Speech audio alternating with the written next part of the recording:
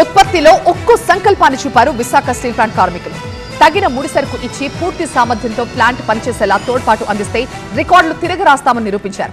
24 గంటల్లో 21,012 మెట్రిక్ టన్నుల hot metal ఉత్పత్తి చేసి విశాఖ స్టీల్ ప్లాంట్ చరిత్రలో కొత్త రికార్డు క్రియేట్ చేశారు. ఇంతకీ స్టీల్ ప్లాంట్ లో రికార్డు స్థాయి ఉత్పత్తికి కారణం ఉత్పత్తి ఆధారిత వేతనాల ప్రభావమేనా? విశాఖ స్టీల్ ప్లాంట్ మనుగడపై గందరగోళ పరిస్థితి నెలకొన్న పరిస్థితుల్లో కార్మికులు అద్భుతం చేశారు. గత రికార్డులను తిరగరాస్తూ ఒక్కరోజులో 21,012 మెట్రిక్ టన్నుల హాట్ మెటల్ ఉత్పత్తి చేసి చరిత్ర సృష్టించారు.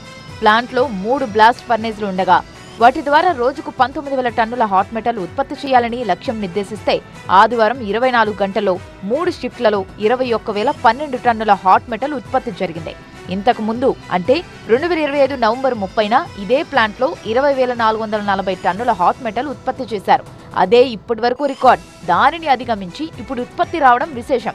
ఈ రికార్డు స్థాయి ఉత్పత్తి సంస్థ భవిష్యత్తుపై కొత్త ఆశలను రేకెత్తిస్తోంది. అయితే ఉత్పత్తి ఆధారితంగానే కార్మికులకు వేతనాలు ఇస్తామని స్టీల్ ప్లాంట్ యాజమాన్యం ఇచ్చిన సర్క్యులర్ ప్రభావంతోనే రికార్డు ఉత్పత్తి సాధించారా అనే చర్చ ఒకవైపు జరుగుతోంది.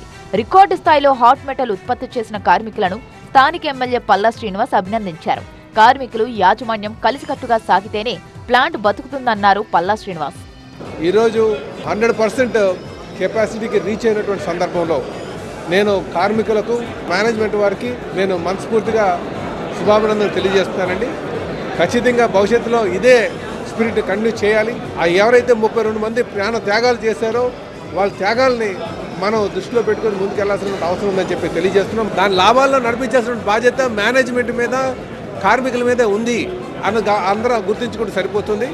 ఏమైనా తక్కువైపోయింది, ఈ ప్రాబ్లం వస్తుందని మా దృష్టికి తీసుకొస్తే ఆ కన్సర్న్ మినిస్ట్రీ దగ్గర తీసుకెళ్లి సహకారం అందించడానికి ట్రై చేస్తామని చెప్పి తెలియజేస్తాం.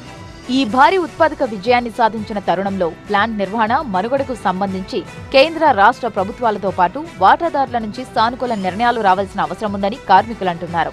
ఇప్పటికీ ప్రైవేటీకరణ పేరుతో కొందరు ఉద్యోగులను తొలగిస్తుండడం సరికాదని వైసీపీ నాయకులు, కార్మిక సంఘం నాయకులు అంటున్నారు.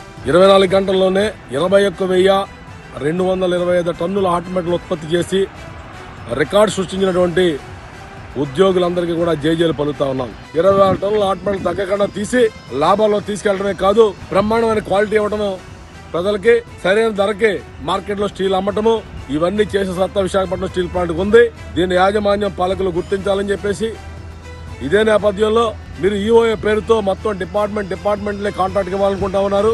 ఇది మళ్ళీ ఇంకో దోపిడీకి దారితీస్తుంది. స్టీల్ ప్లాంట్ ప్రస్తుత సీఎండీగా ఉన్న సక్సేనాపై కొన్ని నెలలుగా కార్మిక సంఘాలు పలు ఆరోపణలు చేస్తున్నాయి. దీంతో ఇన్ఛార్జ్ చీఫ్ మేనేజింగ్ డైరెక్టర్ గా మనీష్ రాజ్ గుప్తాను ప్రభుత్వం నియమించింది. ప్రస్తుతం ఆయన Steel Authority of India Limited లో technical, projects and raw materials విభాగాలకు డైరెక్టర్ గా ఉన్నారు. మనీష్ రాజ్ గుప్తా నియామకం 2026 జనవరి 1 నుంచి అమల్లోకి వస్తుంది. ప్లాంట్ లో రికార్డు ఉత్పత్తితో పాటు కొత్త ఇన్ఛార్జ్ సీఎండీ రానుండడంతో సంస్థ మనుగడపై కార్మికుల్లో ఆశలు పెరుగుతున్నాయి.